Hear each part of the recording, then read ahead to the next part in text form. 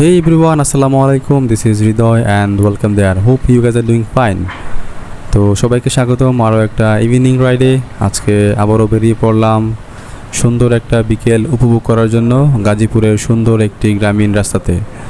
তো আজকে আমরা চলতে চলতে লাইফ লেসনিং টাইপের একটা স্টোরি শেয়ার করব, যেটা হলো স্থানকাল পাত্রভেদে একই জিনিসের বিভিন্ন মূল্য।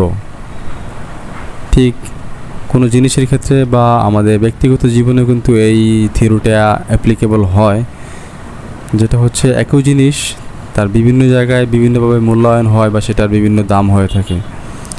তো সেটা নিয়ে একটা ইন্টারেস্টিং স্টোরি শেয়ার করছি আপনাদের সাথে।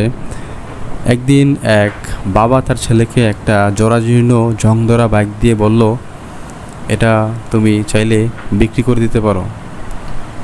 তো বাবার কথা অনুযায়ী ছেলেটি সেটিকে বিক্রি করার জন্য নিয়ে গেল। আর কেউ এটাকে 500, কেউ 1000 বা কেউ 2000 পর্যন্ত দাম বলল। কিন্তু হঠাৎ করে একজন বাইকের মেকানিক এসে বাইকটিকে 50,000 টাকা দিতে রাজি হলো এবং ছেলেটি সেই বাইকটিকে তার কাছে বিক্রি করে দিল। তো তখন ছেলেটি কিউরিওসিটি থেকেই সেই লোকটিকে জিজ্ঞেস করলো, আসলে বাইকটি তো কেউ 500, 1000, 2000 পর্যন্ত দাম দিতে চাইলো, বাট আপনি 50,000 টাকা দিতেও কোনো আপোষ করছেন না, খুব ইজিলি রাজি হয়ে গেলেন 50,000 টাকা দিতে। তো কেন, আমি কি সেটা জানতে পারি? তখন সেই মেকানিক বলল যে অ্যাকচুয়ালি আমি এই ধরনের যে পুরাতন বাইকগুলো আছে সেগুলো কালেক্ট করি এবং অ্যান্টিক পিস হিসেবে আমার কাছে আমি সংরক্ষণ করি। তো এই বাইকটি হচ্ছে প্রায় 100 বছরের পুরাতন একটি বাইক, যেটি আমি অনেক দিন ধরেই খুঁজছিলাম আমার সংরক্ষণে রাখার জন্য। তো ফাইনালি এটি আমি তোমার কাছে পেয়ে গেছি, যার জন্য আমি এটা 50,000 টাকা দিতেও কোনো দ্বিধাবোধ করিনি। তো তখন ছেলেটি বাড়িতে এসে তার বাবাকে এই স্টোরিটি শেয়ার করার পর তখন বাবা ছেলেটিকে বলল, আসলে আমাদের জীবনেও ঠিক তেমনই, কোথাও আমাদের কোনো মূল্য নেই, আবার কোথাও আমাদের অনেক মূল্য রয়েছে। তো আমাদের অ্যাভয়েড করা উচিত যে সেসব স্থানগুলো যেগুলোতে আমাদের কোনো মূল্যায়ন নেই, এবং আমাদের অলওয়েজ যেখানে মূল্য রয়েছে আমরা সেসব স্থানগুলোতেই যাওয়া উচিত এবং থাকা উচিত। তাহলে আমরা আমাদের যথাযথ মূল্যায়ন পাব। তো এখন আসি প্র্যাকটিক্যাল লাইফের কিছু এক্সাম্পল নিয়ে।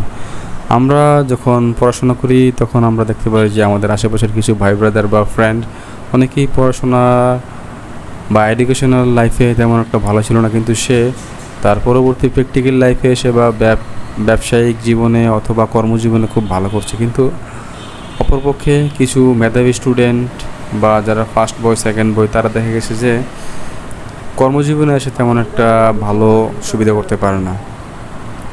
তো এটা দিয়ে আমরা বুঝতে পারি যে প্র্যাকটিক্যাল লাইফ আর আসলে আমাদের পাঠ্যপুস্তকের লাইফ ব্যাপারটা সেম না। আমরা আসলে যে জিনিসটা করতে ভালোবাসি বা যে জিনিসটাতে আমার পটেনশিয়ালিটি রয়েছে আমাদের সেটাই ভালোভাবে করা উচিত, তাহলে আমরা ব্যক্তিগত জীবনে বা কর্মজীবনে ভালো করতে পারবো।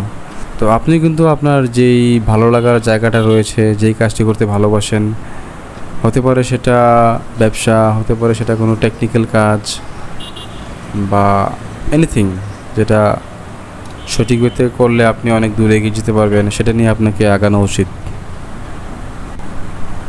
আর বন্ধুরা, এখন হচ্ছে বর্তমানে টেকনিক্যাল বা এর যুগ। তো আমরা অবশ্যই সবাইকে এর সাথে বা টেকনিক্যাল কাজের সাথে কানেক্টেড থাকতে হবে, নতুবা আমরা অনেক পিছিয়ে যাব।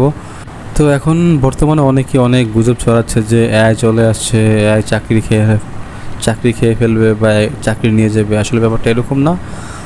আপনি এআইকে চালানো শিখেন, এআই কীভাবে ইউজ করতে হয়, এআই থেকে কীভাবে কী বেনিফিট নেওয়া যায় সেগুলো শিখে ফেলেন, তাহলে আপনার যে দৈনন্দিন কাজগুলো সেগুলো আরও ইজি হয়ে যাবে। তো বন্ধুরা, এই ছিল আজকের ভিডিও। দেখা হচ্ছে পরবর্তী ভিডিওতে। ততক্ষণ পর্যন্ত সবাই ভালো থাকবেন, সুস্থ থাকবেন, এবং আমার চ্যানেলে নতুন হয়ে থাকলে চ্যানেলটিতে সাবস্ক্রাইব করতে ভুলবেন না। আল্লাহ হাফেজ।